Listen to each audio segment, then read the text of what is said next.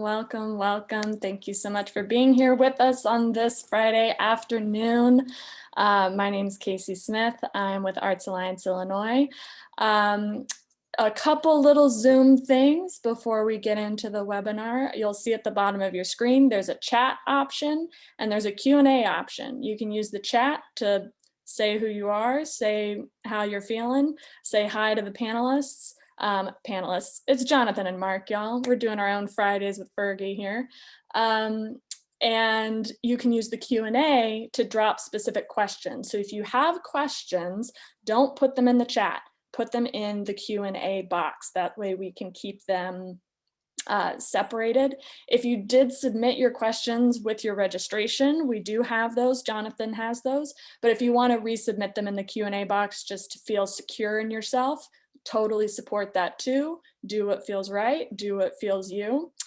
And with that, I'm now going to hand it over to our resident policy wonk to give a short presentation on what is happening right now, because I'm sure many of y'all know a big COVID relief package just got passed and signed. We're very excited about it, and Jonathan's going to tell y'all a little bit about it.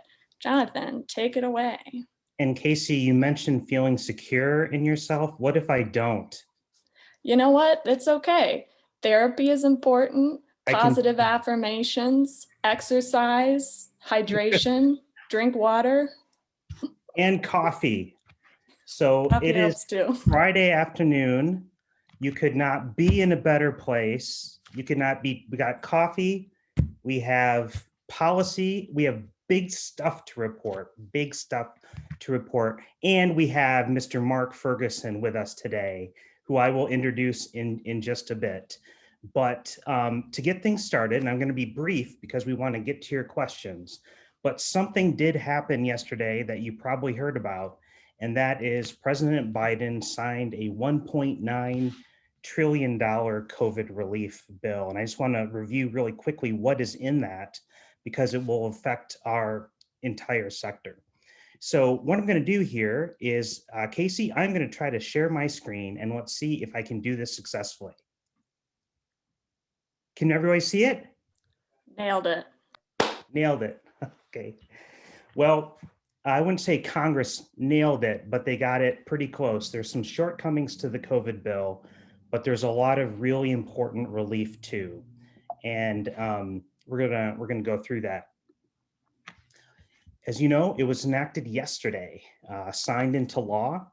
This was mostly along party lines. It made its way through Congress. It passed the Senate, 50 to 49. It passed the House. I believe it was 220 to 211. 9 votes can make a difference, and advocacy makes a difference because it's what got this over the finish line, and it impacts the entire arts sector. So let's take a look really briefly.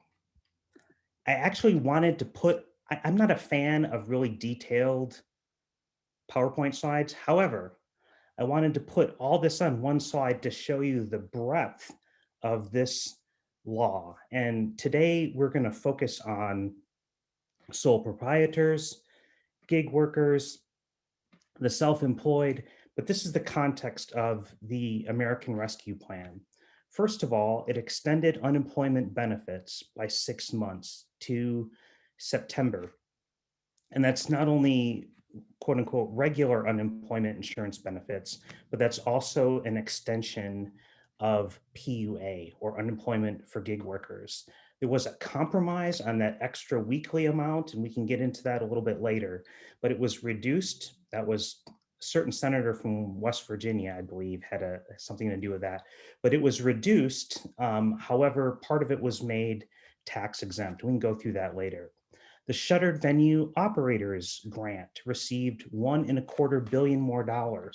So a lot of that money is probably going to go very quickly. So it was good to see the money added. There was $15 billion more for economic injury disaster loans.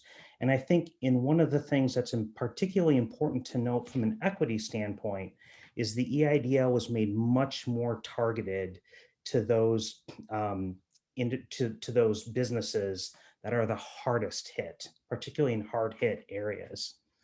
PPP, a very familiar program we'll probably talk about today, Paycheck Protection Program, was given $7.25 billion.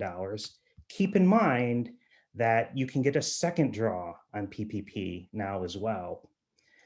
Education spending, one of the largest single kind of appropriations for K through 12 education. That includes $2.5 billion for summer and after school programs. Illinois received a total of 5.2 billion, including 4.7 billion going directly to districts. If you're in CPS, they received $1.8 billion. All of that helps reinforce the school system, helps reinforce arts education. And when it comes to specific dollars for the arts, the NEA received $135 million in funding, as did the NEH, the Corporation for Broadcasting, $175 million. Keep in mind that 40% of the NEA dollars must go to state arts agencies. So keep your eyes open, because we're going to see a lot of that money come to the Illinois Arts Council in terms of the money that comes to Illinois. The most talked about item, however, was the direct stimulus payments. Those stand at $1,400. There was some compromise, and that is once it hits a certain point, $75,000 in income for individuals, $150 for joint filers. Once it hits that, the amount of that $1,400 begins to go down. It kind of phases out. What they did is they made that phase out shorter. So fewer people will be getting the full amount. I believe it goes to now 80,000, I believe it is, for individuals. Some people may see that $1,400 check, and it's for dependents as well, as early as next week if you are set up with direct deposit with the IRS. Some may see it longer. It takes a little bit more time. We have always talked about aid to state and local governments as something that's vital in order to keep budgets stable, keep the Illinois budget stable. That translates, or can translate, into a higher potential for the Illinois Arts Council to have stable funding. Illinois will get $9 billion, and we desperately, desperately need that money.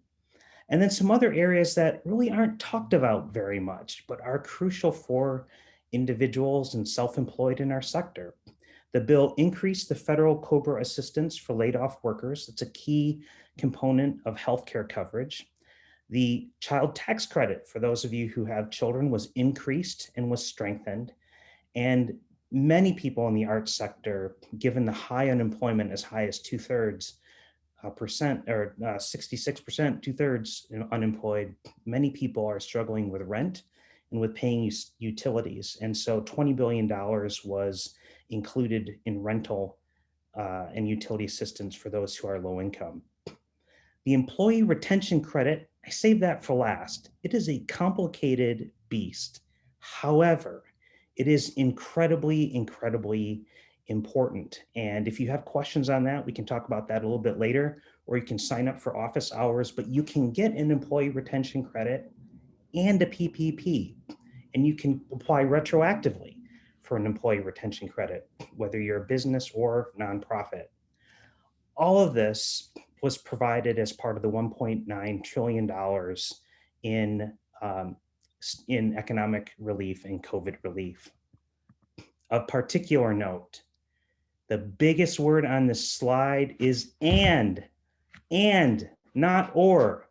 A lot of the stress has been the previous law. You could get a PPP or a shuttered venue operator grant. You could apply for one or the other, but not both. That caused a lot of understandable stress in our sector. Should I go for a PPP? Should I go for a shuttered venue operator grant? Thanks to an amendment by Senator Schumer, the law now changes that to say you can, yes, and you can get a PPP and an SVOG, not or. What will then happen if you get a PPP in this year is the amount of the PPP will then be subtracted from the amount of the shuttered venue operator grant. So it's not one on top of the other. The PPP will be taken out of the SVOG. We have a lot of acronyms. The deadline keep in mind is March 31. It's coming up quickly for PPP, and that of course includes the second draw. Whereas the PPP is coming to a close, we don't have any word yet on when the shuttered venue operators grants are going to begin. There is some talk of extending that PPP deadline. I always like to say, don't count on it, don't wait, make sure that you get it in and are accurate with what you provide. And then as you've probably seen, it's not just about passing legislation, it's about how the Small Business Administration, how the IRS interprets that legislation. That's a key part of it. And there was a new guidelines that came out when it comes to self-employed applicants for the PPP. They can now use their gross income. That's going to result in the formula change is going to result in probably larger loans for self-employed individuals. Those rule changes can make a big difference, but they're always trumped by legislation. And that's why it was good to see the change with the PPP and the SVOG. We went through that really quickly, and we could have a webinar, I think, on each one of those, but that's the context. And it's in that context that we are going to bring in Mr. Mark Ferguson, who is going to talk with us about, well, he's here to answer your questions. And Mark, we know that you sometimes have Fergies at Friday. Fridays at Fergies? I can't, we're kind of co-opting that. I have to apologize for that, but it's such a cool idea. This is another iteration with, this is the arts iteration of Fridays with Fergie. I'm very, very good with that, Jonathan. Fridays with Fergie did not go so well today because I think we forgot to put it down as on our Eventbrite, and we just started because we knew the new legislation would be coming down, but in anticipation of the what ifs, we've been holding office hours at every day. If you go to www.sba.gov, between the hours of 10 and 2, you will get an update of what's going on right now with all the different programs. Because right now, everything that you mentioned, Jonathan, is true. Ladies and gentlemen, everything that Jonathan said is right on, spot on. Are we recording? We're recording this too, right? Right. Recording this? Okay. Yeah. Well, I might use that later. Okay. Well, I got to be careful too, because sometimes I get a little opinionated. No, wow. After all these years with the SBA, and the one thing that all of you have to understand is that there's the letter of the law and there's the intent of the law. And sometimes I think that our legislators, they get it kind of mixed up. And as you said, Jonathan, a lot of this is subject to interpretation of SBA as well as the Treasury. And we may not get the intent of the legislators and that kind of thing, but we try to get the message across, because you got folks like myself who knew we weren't going to get rich being civil servants, but we did. But we did have in our heart that we wanted to help people get to where they need to get to. Okay. So with that being said, I wanted to just let you know that there are some issues coming up with the PPP. And a lot of it is around that whole gross revenue and net revenue for independent contractors or your so-called gig workers, those who are self-employed or who Can you explain that a little bit, Mark? What is the change when it comes to that formula? If you could just explain that. Well, the formula was, once upon a time, if you're Schedule C, if you applied on your Schedule C, your taxes, you had a gross income, and then you took out all your expenses, and then whatever you were left was called your net income. If you were left with zero, then we presumed you didn't make any money. Mm-hmm. Which, it could be right, could be wrong. We didn't know, but we knew that, if you made $1 million and you were left with $1,000 and you had to divide that by 12, because we said that was your income, but yet and still you had, a home in Michigan, you had a home downtown, and you had a couple of cars here, a couple of cars in Michigan, and we're saying, well, how are you living? you're living really large, but you're only making $1,000 per year. How do you do that? Well, we took that into account because that hurt a lot of independent contractors, a lot of Schedule C filers. So what we now did is now we're considering line 7 as opposed to line 31. And we're looking at all the total income. So instead of trying to base everything off $1,000, now we're trying to base it off $1 million. And therein lies the benefit to self-employed. I mean, it's going to result in a larger, in more support.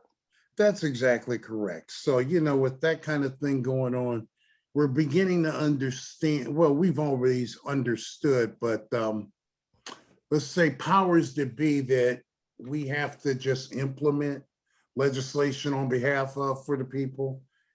Sometimes they didn't get the whole picture. And so when you think about how many sole proprietors or so many people are in the gig economy, independent contractors, freelancers, those folks who live by their drummer, who dare to do that.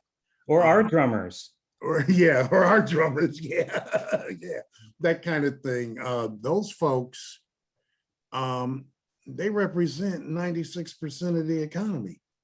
And they're a huge part of the arts sector. It is the arts sector. I don't know too many, I don't know too many big organizations. Everybody has their own creativity, their own space, their own intellectual capacity, their own thing that they want to do, and they get paid for it handsomely. But we had to find a way how to get those monies out to those type of people. And so when we had that big change, that's exactly what that big change and figuring that out was. So if you were to go to, for everybody on here, I know you're going to split some hairs with me, and I may say, well, I'm not comfortable telling you that. And if I need to, I can take you where you need to go. But if you go to www.sba.gov/coronavirus relief, you'll see every program that we have under the COVID relief programs, including the PPP, the debt refinance, the EIDLs, the SV, the Sheltered Venue Operators Grant. We've got coming out, I'm not trying to open up a can of worms, but now they got the restaurant grant coming out. Yeah. And we didn't really mention that, but again, that's another, $15 billion that's going to be going out there to help our restaurant owners. But again, everyone has to remember too, we're trying to get the monies to the little guys, to us. Meaning that's why they use this term targeted. So when they say targeted, they say, well, like in a restaurant grant, they say, well, 5, or I say the EIDL grant of the 15 billion that was created under the Rescue Act, 5 billion of that is going to be targeted to where those who've been traditionally left out, like women, minorities, veterans, that sort of thing. So we're kind of trying to get to where we think we're going to get the biggest bang for our dollar. Well, so, and I want to let people know that Mark is the Deputy Director for the Illinois District of the Small Business Administration. You are closer to us. You are an Illinoisan. No, I'm here. You're here. So we received a ton of questions from people in advance. So I took them, grouped them, to put the ones that were priority at the top in terms of the number of people. And so if we could just send those to you right now and kind of get some responses. The first thing though, because there's been some confusion even in the questions, is just a real basic one. What is meant by independent contractor? What is meant by sole proprietor? What do those, just to get on the same page with terms, what do those terms refer to? Well, usually when you're an independent contractor, to a point, it depends how you file your taxes, really. When you think about it, I can be an independent contractor and be a pianist, okay? And you can hire me for your theater. Another person can hire me for their theater, this, that, this, and they'll give me a 1099 form. With that 1099 form, now I've got to figure out how do I want how do I want to file my taxes? Well, I may be a sole proprietor. So that 1099 revenue that I got from Jonathan and people like him, I take and I'll say, that's my gross revenue. Going back to my $1 million, that's my $1 million. Okay. But then I'm going to expense everything out. What did it take me to fly to that venue or go to that venue? Did I have to stay overnight? Did I take my car? You know, I'm going to expense everything out, and then I'm going to do like a regular profit and loss. And then I'm going to have an income. And whatever that income I have is going to be presumably what I kind of live off of. Yeah. Okay. So technically, when you say freelancers, when you say independent contractors, sole proprietors, when you get to the sole proprietor part, is how am I filing my taxes? Because if you remember too, with the recalculation, one of the things they did is that I could be part of an LLC and still file a Schedule C as a partner in the LLC. So what happens is that we throw these terms around, Jonathan, so loosely that we don't realize that, well, one is more like tax side and more is like business side. Yeah. But when it comes down to it, am I doing the same thing? Yeah, you are trying to figure out how much money did I make? How much did I expense? How am I living? How much money did I make? So I'm just going to refer to, I'm going to kind of lump those under self-employed. Well, I think that's what you need to do. I mean, I think kind of for discussion's sake. Yeah, you know, I think sometimes, Jonathan, we don't keep it simple, sunshine. We keep it, you know, it's not that hard. We like to make it tough. Yeah, yeah.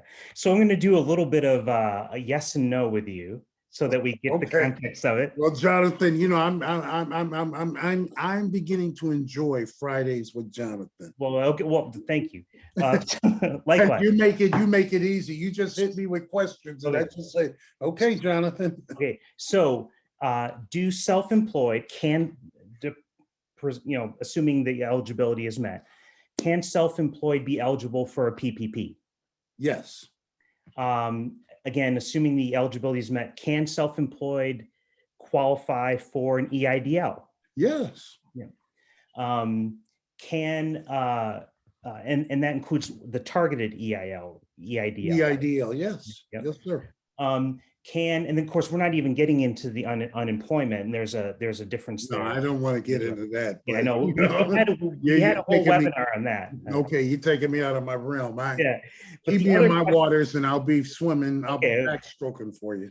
But the other question I had was a yes or no kind of question too, is if a self-employed person applied for a PPP loan before the change that you talked about, the gross income change, what happens then? Okay, that is a good question. And you don't have to answer that yes or no. No. I'm not gonna answer that one yes or no, because that's where we split a little bit of hairs with the SBA. What we have told the banks, okay, if they go ahead and say somebody has applied under the net Schedule C instead of the gross Schedule C, and it's already in process, let's say it's in the bank, okay? If the bank has not sent it, essentially, if the bank has not sent it to the SBA, where we've actually dispersed monies on it or reported that this money is out of the treasury and in your hands, the bank, can call the loan back, cancel it, and then redo it at the higher loan amount. But now what's happening is that you have and I got to be careful how I word this. Let's say you have a lot of money center banks, and you got to remember, when they're doing these PPPs, they're lumping Jonathan, Mark, Joey, Casey. They're throwing us all in one big batch and saying, here, take them, SBA. Well, if they got their tranche or they got their settings set on net income only, how much is it going to take them to change their platform and everything going through their systems, you know, like worldwide with all, say, the mega center money banks? How much is that going to cost them to redo that? Okay, yeah. And make it at a gross So now what we found out that you have a lot of mega center money banks, Mhm, and I'm not going to name any names, but you know who they are, mhm. you know, many of them based in New York or California, you know, uh, they're only making like $2,500 on these PPP loans. So if you have to redo it, now you're cutting into your profits essentially, right? Mhm, mhm. So what we've been finding out is that you got a lot of banks that were saying, no, we're not doing that. Okay. And if you don't like it, get your stuff and go. So what would you I mean, recommend? that's ugly too. I mean, you know, as an ex-banker, I'm like, oh my God. It sounds like an advocacy point to me. Yeah, but I Uh, have to, yeah. I have to be, you know, I got to be careful. No, I meant Because for I- us. Oh, okay, yes, But yes. what do you suggest that someone do if they're in that situation? Do you have any advice for what they can do? And what I suggest that you do, you go to your banker at the money center bank, Mhm. Mega Center Bank, and say, do me a favor. I understand your plight. I understand your position. Can you just cancel my loan for me? Cancel my loan. And if I'm a first draw, I'm gonna take my loan number with me. And then I'm gonna go to maybe another bank, maybe a fintech, somebody on the internet, or maybe a community bank who is going to be more apropos, who was more of a relationship banker Yeah. as opposed to a Yeah. E-type banker that's going And to work with me. as an alliance, we don't recommend one bank over the other. Right? I can't.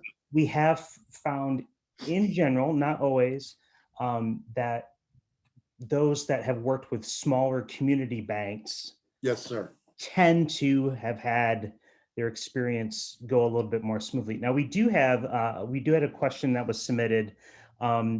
We have heard about some lenders that have stopped taking or have said they might stop taking applications due to the overwhelming demand. Do you have any recommendations for where to look for lenders now? This person says, I'm a sole proprietor and I would not have qualified for any money under the previous rules. This would be the person's first application. It's against the law for me to refer anybody or steer them to any one particular bank, Yeah. but that doesn't prohibit me from telling you to go look in groups, you know? So, you know, any of your, if you're really pressed and you need answers right away, a lot of times you can go to your fintech lenders, the online lenders, you know, the Intuits, the Biz to Credits, the Cabbages, those kind of guys. Mhm. And they will be able to do you almost like overnight. The other thing is you may want to go to your community bank Mhm. where you have a relationship, because one of the reasons why I was late getting on with you, I was hearing a complaint because, you know, as a deputy, I will pick up the phone. Yeah. You know, I don't do anything my team can't do. Mhm. And I was listening to this guy talk about a money center bank. And I said, isn't it amazing how COVID has revealed people's true colors? It has. Yeah. It has. And Yeah. I said, well, we'll help you try to get through this, Mhm. but let it be a lesson to you for the future that maybe these folks aren't good for you and your business once we get through this. Because if they're acting real, Yeah. Now, one resource that I don't have the link with me, but maybe we can provide it as a follow-up, okay, that I've actually found helpful is the SBA has, I believe, a site that allows you to find the community development financial institutions. yes, the That has been really CDFI. helpful. Maybe you can explain what, because I feel like not Okay. enough people are taking advantage of those. Well, the community development financial institutions, we call them CDFIs, and what makes them great are those are lenders who get monies from banks, or they are a financial institution. Yeah. But what's great about them, they're in the community. They understand the plight Yeah. of the business person. Okay. And they're more in tune to you. They are not going to toss you aside because you happen to be a square peg trying to go into a round hole, Mhm. or you don't fit that magic 767 credit score. But by the way, so everybody knows, has nothing to do with PPP. And actually that you guessed it, because, well, you got some of the questions ahead of time, not all of them, But that was one of the questions that we actually got more than once, and that is, what is the role of credit in PPP? What if we have a lot of people out there who are self-employed, especially during COVID, credit has taken a hit. Right. Does that prohibit them? Does that throw them out of PPP? No, it doesn't. It doesn't. And Jonathan, I did glance at your questions, but I didn't really get the answer. But There were a lot of questions. let me let everybody in on a secret. Everybody get close. It doesn't, PPP doesn't look at your credit. So you're not going to go through your 5 C's of credit where we're looking at character, collateral, capital injection, economic, and we're not going the capacity to repay. We're looking at fully whether or not you can fulfill the parameters for the PPP forgiveness, and we're letting you do that other 40% in additional expenses, which makes things fantastic. I'm sorry. Sometimes my phone will ring on the computer. Is that President Biden? No, but I will say this now that I brought it up. You know, Zoom is notorious with us on our federal computers.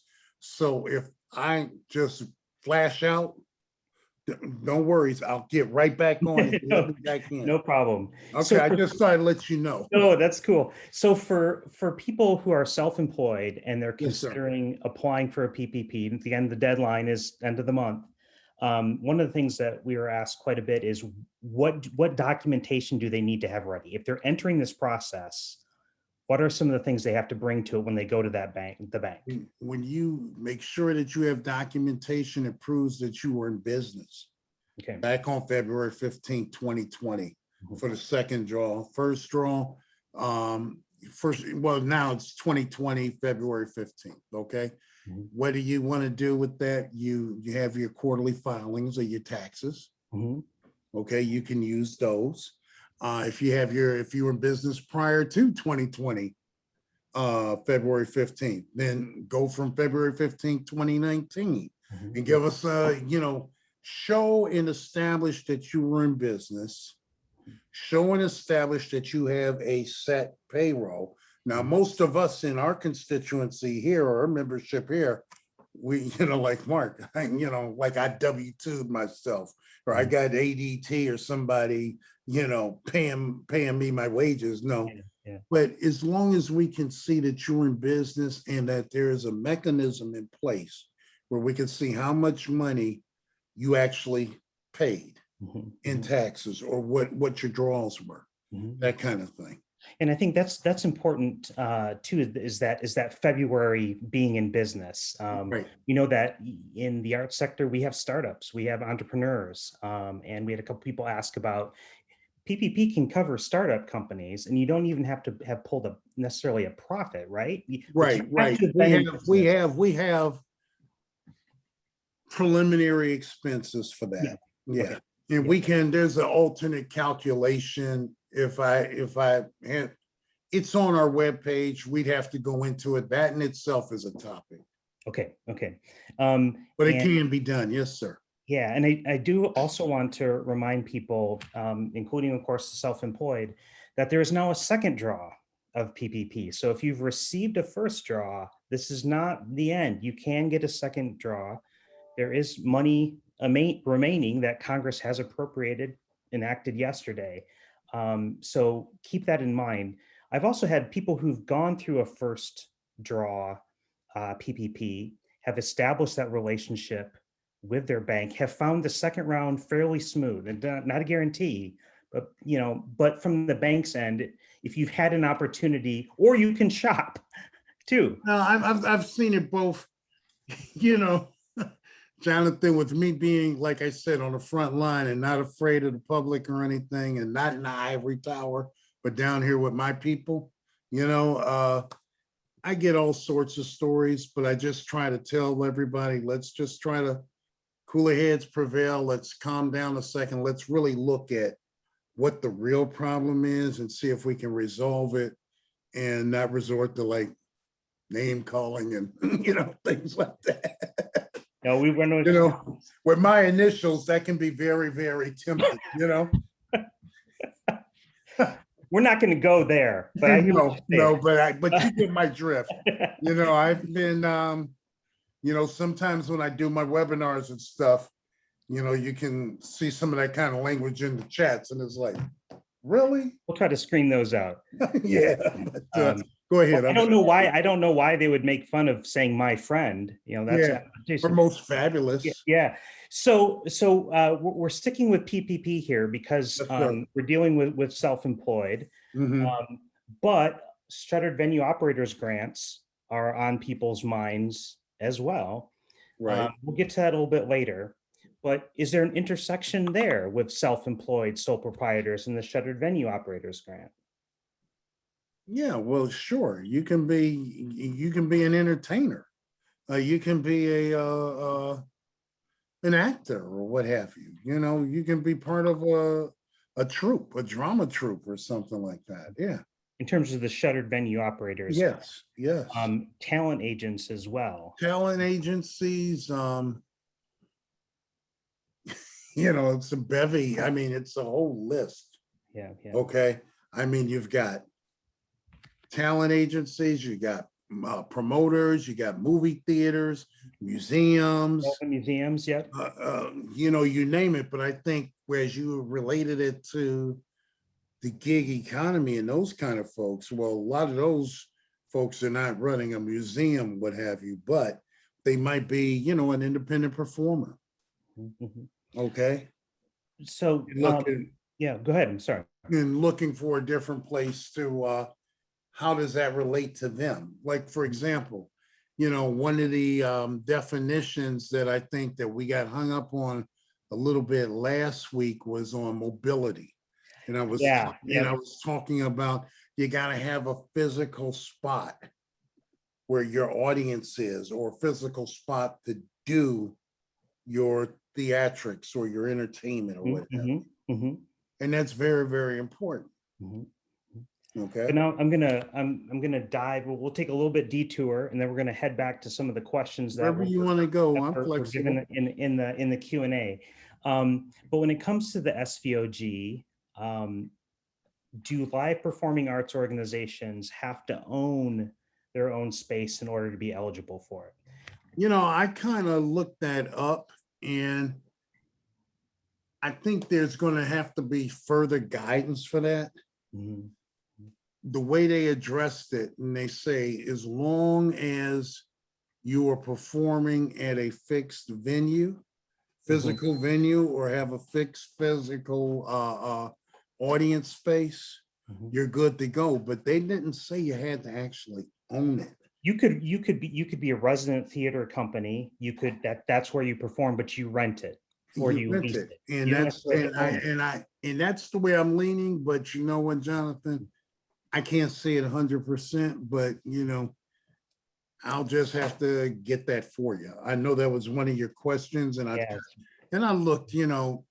Let's face it, when we don't put it in legislation, we put it in FAQs and leave it to your imagination and just saying, yes, it is. But I don't think it's been adequately addressed. Yeah, but you don't necessarily have to own the own space. It's about where you do your work. Right. It's where you do your work, I think, because, too, related to that is with regard to like an outdoor auditorium. If you read about that and you look at the FAQs on outdoor auditoriums, and let's say it's seasonal from March to September, you do the Rites of Spring by Hamlet or something. As long as you do it for 6 months and you have 15 performances a month, you're eligible.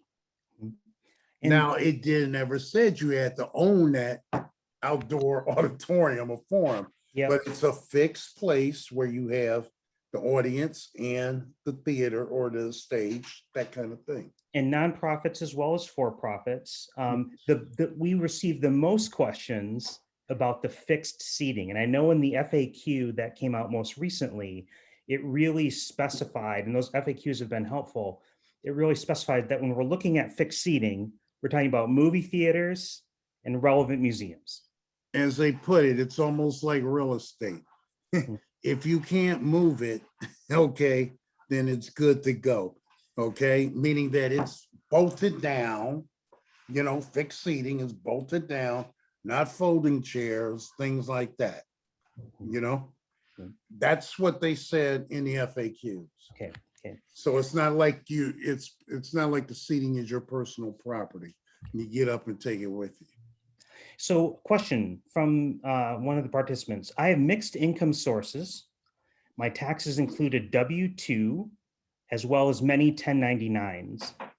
My 1099 performance income has been significantly impacted by the pandemic. I have found it difficult to navigate which grants and programs I qualify for. Can you offer some advice?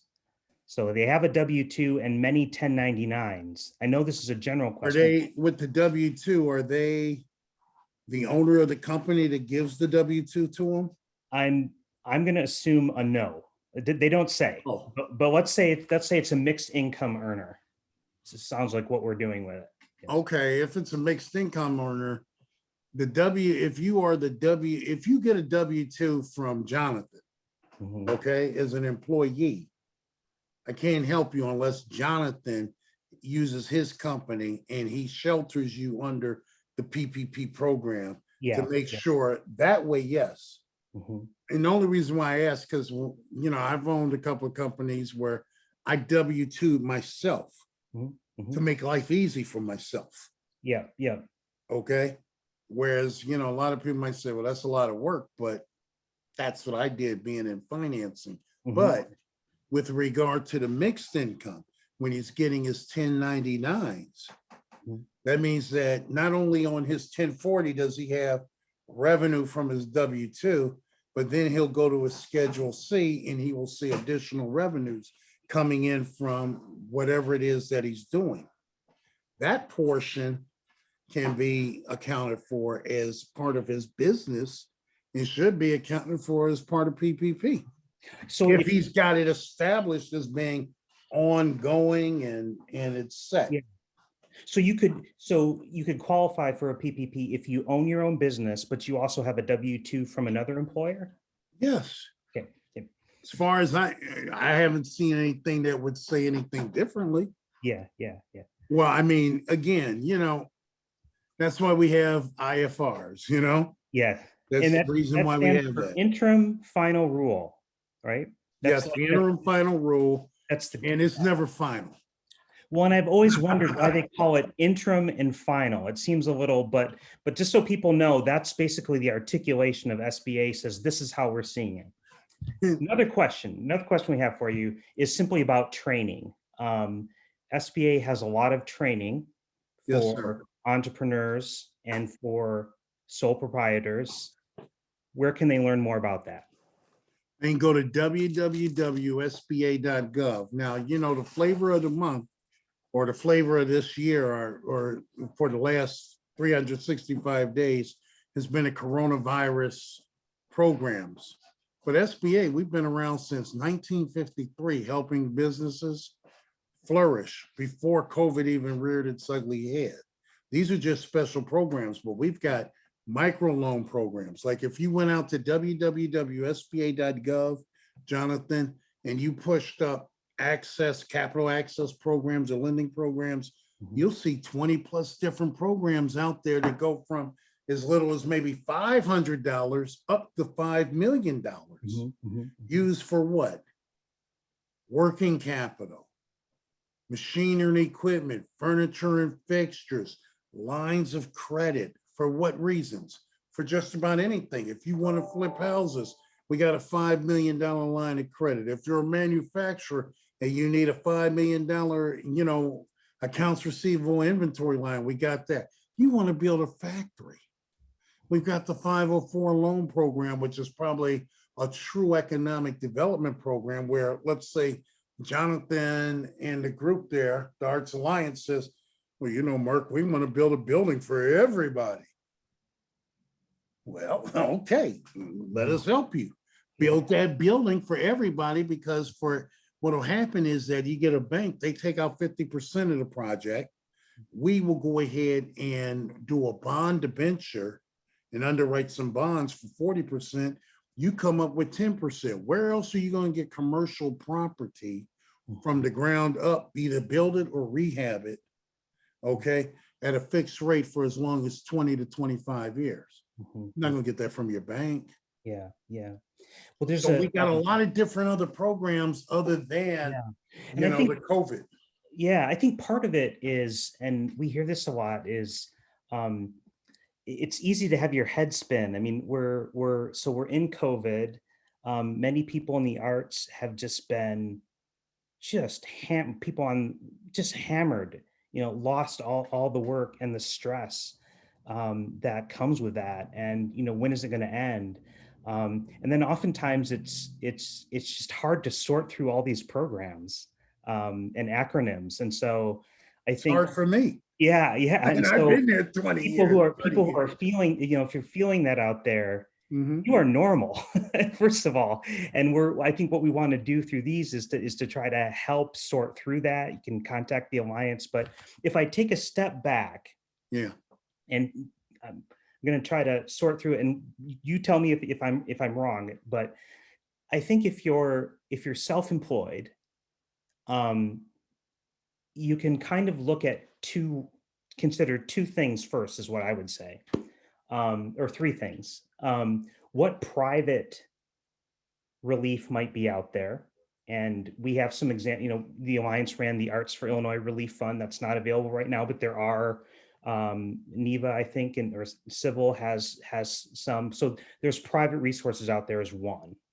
The second is to take a look at unemployment, because usually gig workers and mixed earners are usually not eligible for unemployment.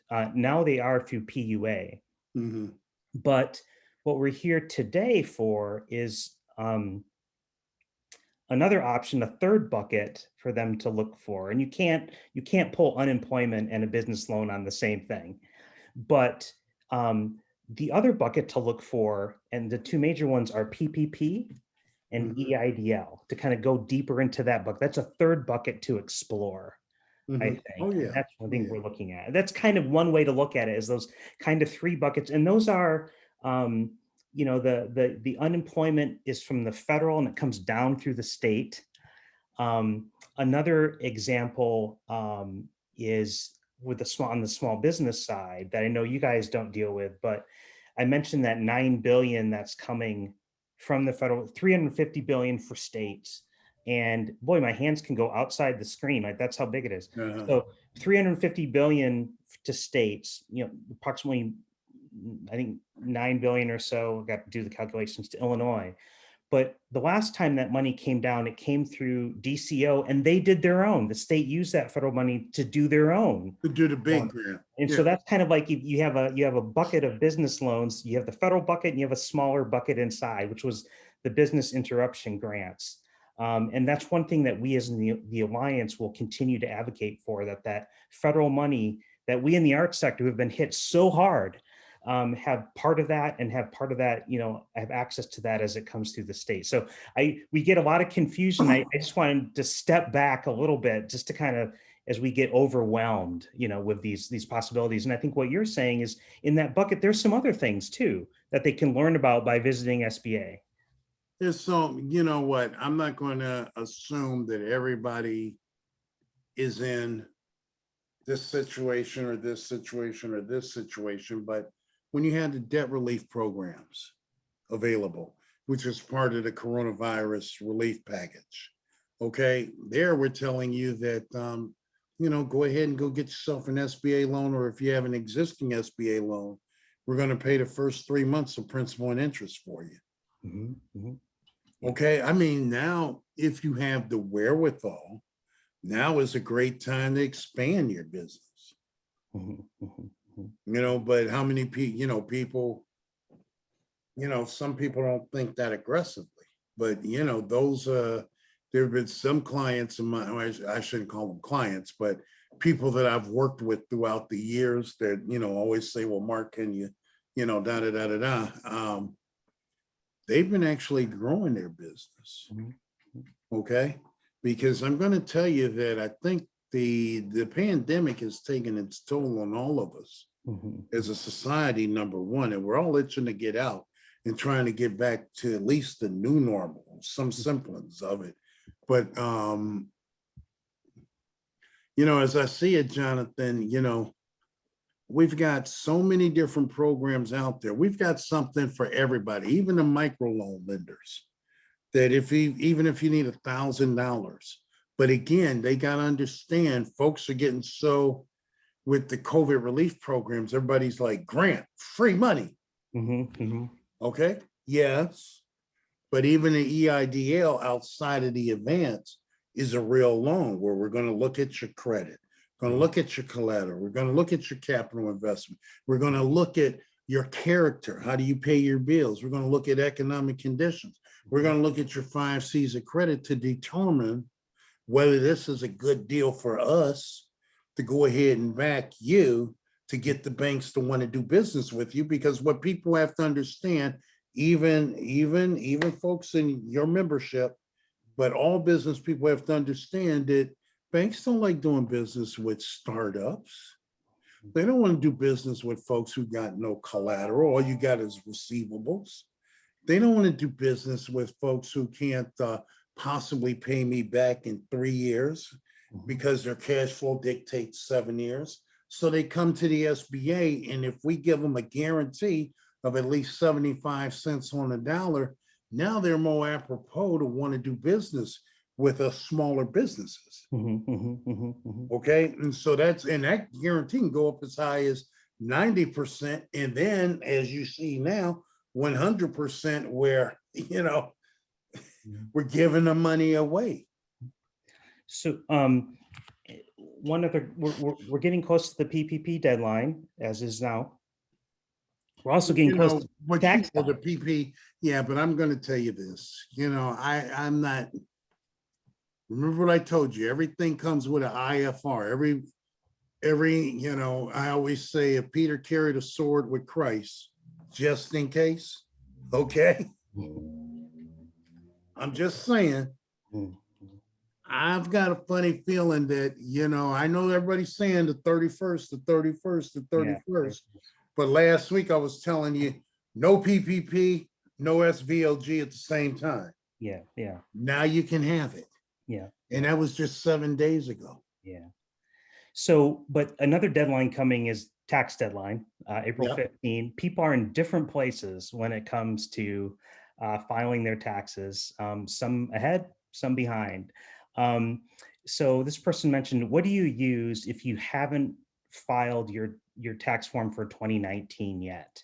What tax forms are used when they're looking at PPP, EIDL, et cetera? They haven't filed at all. Doesn't look like it, no.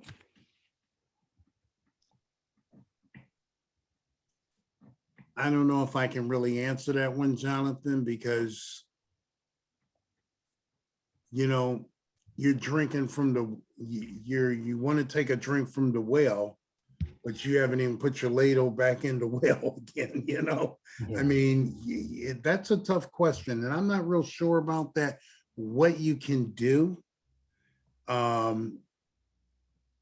If at least you did your quarterly filings or something of that nature, or made a sincere effort, there might be something to do, but that might be one for Casey to just, you know, put on a sign, say, Mark, figure this one out for us, you know? No, I'm serious. I mean, you know, it's just like with student loans or any other federal obligation, okay? People think just because you compromise, you're good with the government. No, did you pay them back 100%? No, not really. Well, then that's probably why you didn't get any additional help from the federal government. Because if you're going to drink from the federal well, you need to put the water back for somebody else. You know, you need to replenish. Yeah. And a lot of us say, well, the government owes me and I'm not paying my student loan. That's where a lot of people, let's face it, a lot of people get hung up, Jonathan, with their student loans, and rightfully so. I mean, it's incredible. I mean, I know I got out of grad school back in 1980, but the money these kids are paying now is like, what? So I do want to be cognizant of time. We still have many Well, questions. Jonathan, I'll keep coming back as long as you want me to come back. I have so much fun with you guys. Yeah. You make it a delight. Yeah, and we also, we're doing our best. Things change, seems like weekly, daily. We do have an FAQ portion on the Arts Alliance's website where we seek to bring in resources and answer some of the questions that are popping up. May take a little bit of time to get there, but we'll get it. And we stay in communication with you. So I want to encourage people to keep checking at that FAQ. Can I tell you something real quick too, Jonathan? You know what people don't realize too, the Navigator program got approved too. It did. Can you talk about that a second? I think that's really important. It did get funded. You know, here's the deal. The Navigator program is just another layer of money that they're giving to our SBA to get out to our partners. Okay. Our partners being, you know, the small business development centers, the SCORE chapters, folks like that, some of the chambers of commerce. I mean, you know, I'm just food for thought. I'm thinking that you guys could easily, based on your membership, probably if you had a CDC component, you know, community development component to it, and helping people go into business or extend their arts businesses, you could be one of those recipients of receiving. That's a conversation for another time, maybe. But yeah, but I'm just saying, but that money, those monies, when you can't get hold of me, who do you call? Call the small business development centers. If you go to www.sba.gov/local assistance, the SBDCs are all, we've got 41 locations in the state of Illinois. Yeah, and I feel like those are underutilized. They really are. I've called them. I've called the one down in Springfield, and others. And I will put that on our FAQ because that people aren't using that, and they are a good resource. And it's free. Yeah, it's for a very, very little fee. Yeah. And you get people like me who teach, you know, help them out. I'll be a guest speaker. I might not just teach up at, you know, at the JUCOs or Northwestern and stuff like that, but, you know, the different centers that are around, I'll say, Mark, can you come in and talk about financing from a loan officer's point of view for the small businesses and things like that. So, yeah, well, you've been really helpful. We're bumping right up at time. I'm sorry that we never have enough time, Jonathan. We're gonna have to work this out, man. Well, there's a lot to cover. If you're on and we didn't get to your question, we will do our best to get it answered through our FAQ or otherwise. So hang tight with us. We can also provide other resources, webinars. You've provided some great resources, Mark, in terms of the small business development centers and the SBA. But I want to thank you for being here today, sharing part of your Friday. You know, this has been a tough time for our sector. It is still a tough time. And to be able to have these resources, and people are fighting a lot of difficulties and trying to get the resources they need. And so we appreciate the work that SBA is doing, and everyone, our hearts are with you and our advocacy is with you if you're listening. So thanks, Mark. And I'm going to hand it back to Casey. All right. Yeah, I mean, we don't have enough time, Mark. The next time we have you on, we're just going to like say it's an hour and a half, and that's just what we're going to do. Because we always bumping up against and Jonathan, he's a remarkable interviewer. You know, what sometimes I just wonder, what is his artsy craft? You know, what do you do other than just interview? I learned it from Casey, actually. You what? I learned it He also is a fabulous illustrator as well. He drew a lot of really fabulous COVID killing beasties towards the beginning of this pandemic, which was really lovely and cathartic for all of us on staff. So yes, there are questions that haven't been answered. There were a couple of questions about unemployment. I just want to say that those are questions that we totally need to be answered, but Mark is not the one. But I'm going to send out an email to everyone who registered for this webinar with a link to the video with some written answers, if we can get them, to some of the questions that we didn't get to, and with a link to Jonathan's office hours. If you have other questions, you can come to Jonathan's office hours. They're at 10 a.m. on Fridays. I need to update that registration to add some more dates to it. So stay Personalized tuned. assistance. Personalized assistance. It's Mhm. super lovely.